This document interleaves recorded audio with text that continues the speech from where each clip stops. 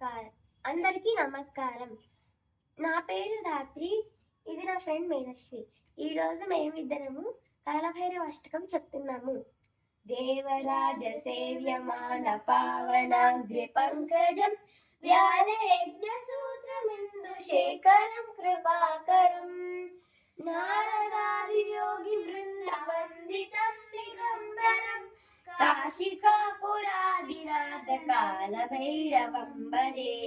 ఓం భానుకోటి భాస్వరం భవాబ్ది తారకం పరం నీలకంఠమిప్సితార్ధదాయకం త్రిలోచనం కాలకాలమంబుజాక్షమక్షశూలమక్షరం కాశికాపురాదినాథ కాలభైరవం భజే.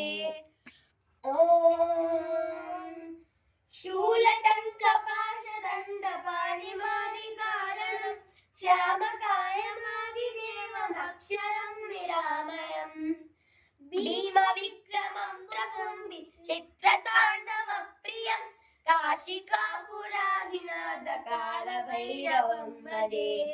ఓం భుక్తి ముక్తిదాయకం ప్రశస్త చారు విగ్రహం భక్తవత్సలం స్థితం సమస్తలోక విగ్రహం నిక్వణన్మనోగ్రహేమ కింకిణీల సద్కటిం కాశికాపురాదినాథ కాలభైరవం భజే.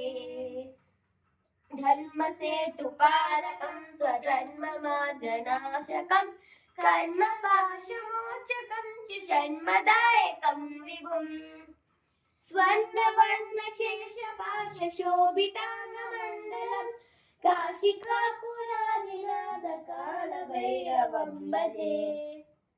రత్నపాదుకా ప్రభాభిరామపాదయుమ్మకం నిత్యమద్వితీయమిష్టదైవతం నిరంజనం మృత్యుదర్భనాశనం కరాళనం శ్రమోక్షజం కాశికాపురాదినాథ కాలభైరవం భజే. అట్టహాస భిన్న పద్మజాండ కోశ సంతతి దృష్టిపాత నష్ట పాపజాలముగ్రశాసనం అష్టసిద్ధిదాయకం కపాలమాలికాధరం కాశికాపురాదినాథ కాలభైరవం భజే. భూతసంగదాయకం విశాలకీర్తిదాయకం కాశీవాసిలోక పుణ్య పాపశోధకం విభుం నీతిమార్గకోవిదం పురాతనం జగద్పతిం కాశికాపురాదినాథ కాలభైరవం భజే.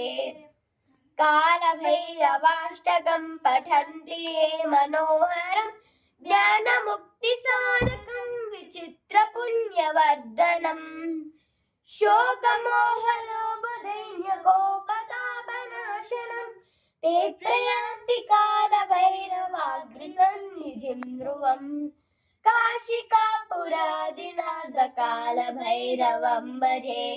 ఇది శ్రీమద్ శంకరాచార్య విరచితం కాలభైరవాష్టకం సంపూర్ణం. Thank you.